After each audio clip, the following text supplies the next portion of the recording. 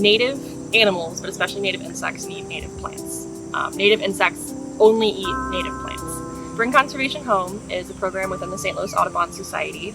It's been around, I believe it started either like 2011 or 2012, so it's been around for about a decade now. It's doing really well. The main goals are to just, as the name suggests, bring conservation home. Basically educate the public in the St. Louis area that nature doesn't have to be elsewhere. You can support wildlife and support conservation in your own yard with the decisions you make in your landscaping. So by using native plants, like what you're seeing in this awesome stuff behind me here in Tower Grove Park, you can actually bring in native insects, which bring in native birds. It supports the native food chain. You get to have a little habitat at home.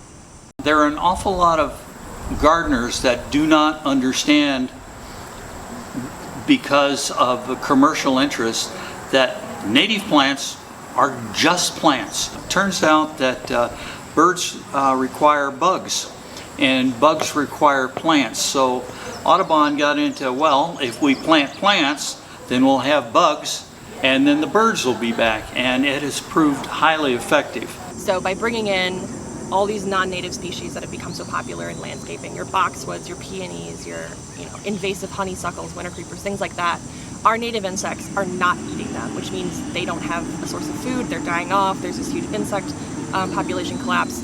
So by prioritizing native plants on your property, you are providing food for these native insects that still exist in these areas, despite what some people may claim or think. And by supporting those, the native birds then come in. When we found this house about 7 years ago, that's was something that was important to me, was to try to restore the woodland as best I could. Native plants are important for so many different reasons, and I think my generation, or I think that we all have this mindset that nature is there and civilization is here. And the reality is nature doesn't have a lot of room anymore. And so the best way that we can combat that is just by changing the palette of plants that we have in our homes.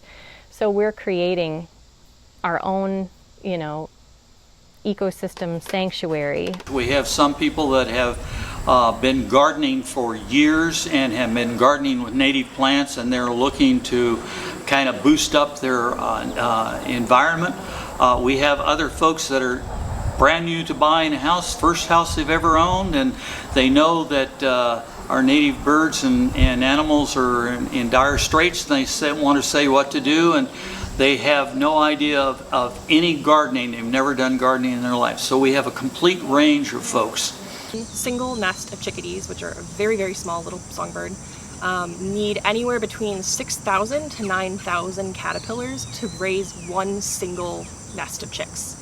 So that is one nest of very small birds. If you think about how many nests of varying sized birds exist within the St. Louis area, the Missouri, Illinois area, like the entire country, that's a lot of caterpillars. Our reports are anywhere from sometimes as long as 20 pages with lists of things that they can do. I'm the guy in Metro East. The rest of the volunteer habitat advisors are based in St. Louis, which is the principal area that they've done. We've done more than well over 1,000 different visits in the past 10 years or so. And in Illinois area, I know that there are at least between 50 and 60 sites that we visited, and I've been to 35 of them myself. Two friends, my next door neighbor has actually done the same thing, and then I have another friend on the other side of O'Fallon that's used Bring Conservation Home. And it's really a wonderful program. I would love to see more people get involved with it, because it is such a good resource, even for me that's kind of in the native plant world. It was very helpful to have somebody else with a fresh set of eyes come in and provide some guidance. We say lawns are as good at using stormwater about as like a sidewalk. They essentially just send runoff. They don't really use it or absorb it much more than something like a sidewalk or a driveway.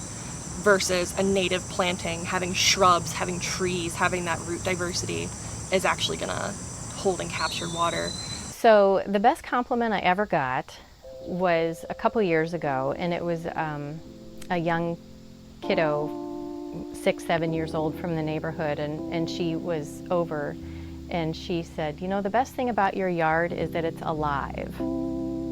That was the best comment.